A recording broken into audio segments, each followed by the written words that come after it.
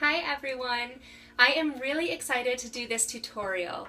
I have been asked so many times how I make my kombucha, so today I'm going to show you exactly how I do it. Before I actually show you the process, there are a few things that you need. You do need a jar. You can really use any type of jar. I have one from Kombucha Brooklyn because I started making kombucha from this company. I got a jar, I got everything I needed. But with that being said, you can get these materials on your own. You need a jar. You'll notice on this jar that there's a temperature gauge so that I can clearly see how hot or how cold the kombucha is when it's brewing. It is important to know that, but if you have a temperate room, which I'll talk about later, then that's fine.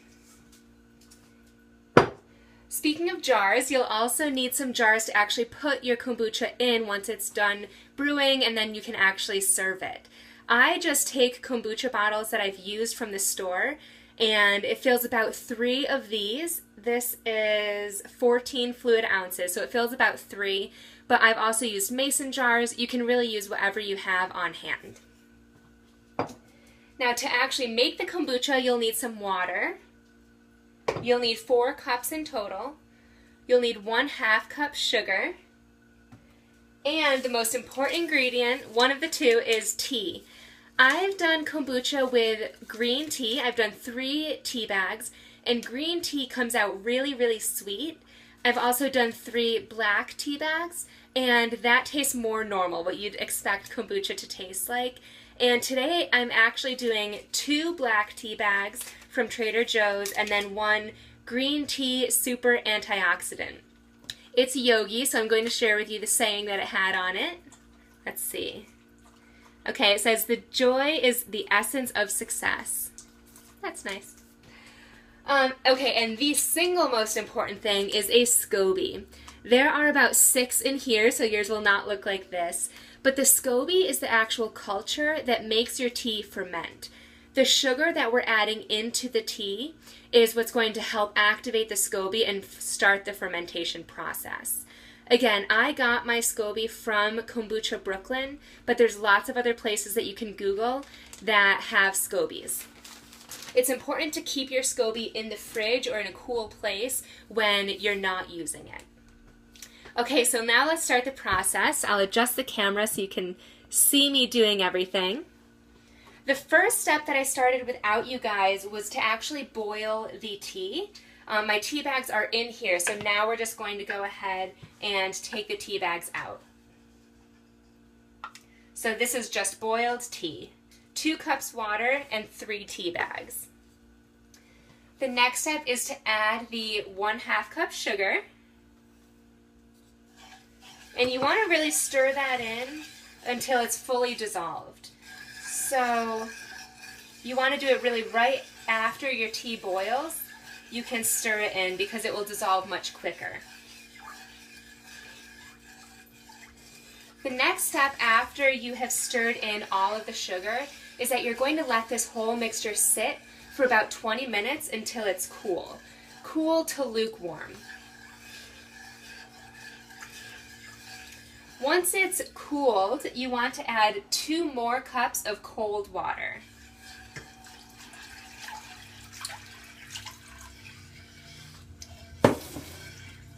And again, just stir it in so that everything, the tea, the sugar, and the water, is really gelled together.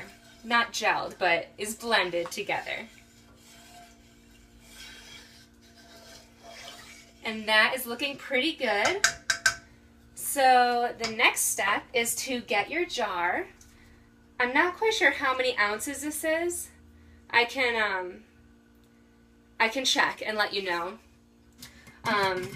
But you're just going to open it up and you're going to pour the tea into the jar.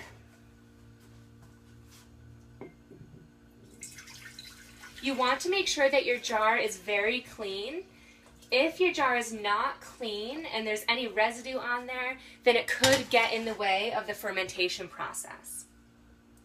The next step is to, you'll see on my jar there's a brew line. If you can't see, it just says brew line right here, and the water needs to go up to there. So I'm just going to go over to my sink and fill up additional water.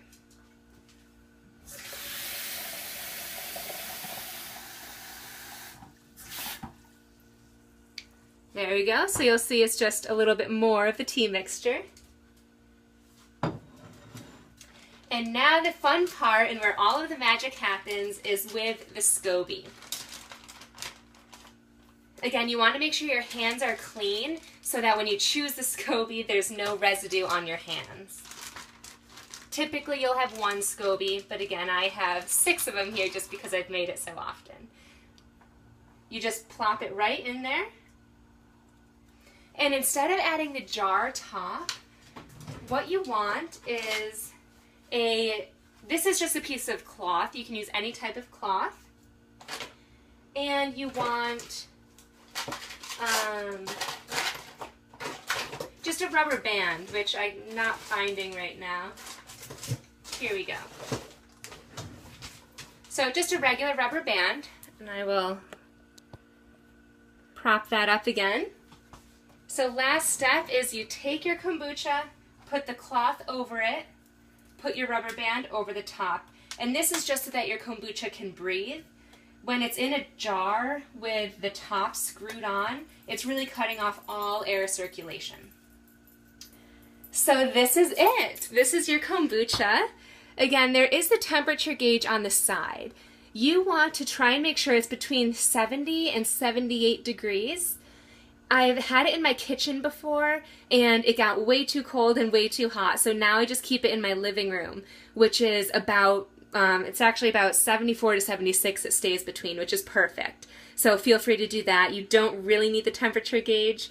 I've never had a kombucha foul because of the temperature. Now that we have that, it really takes 10 to 14 days for it to just sit there and to ferment. So that's you just kind of waiting, watching it brew. And what you'll see over the 10 to 14 days is that the SCOBY that we put in there will actually grow another one. Every time you make a kombucha, you'll add a new SCOBY, which is why I've now have 6. I started with 1, and every single time it multiplies. There's 1 more added to each batch. You can use that. You can make 2 batches at once, which is what I want to do once I get another jar. Or you can give it away to a friend, or you can find another ingredient or a recipe to use it in. The last step is after the 10 to 14 days. I usually wait 12 because honestly I'm not a master at this yet, so I just like going right in the middle. And after 12 days, you can add fruit to yours. I've heard that adding raisins is really good, but I haven't ventured there yet. All I've added is fruit. I've added raspberries and blackberries, which come out really, really good, no matter what kind of tea you're using. Other ideas, you can get really creative with your kombucha. Like I mentioned, I use black tea and or green tea, but you can use any type of tea. You can use herbal tea, you can use chai tea, you can use any type of flavored tea. That's my next venture. I'm going to risk out there or jump out there and go for a flavored tea to see how that is.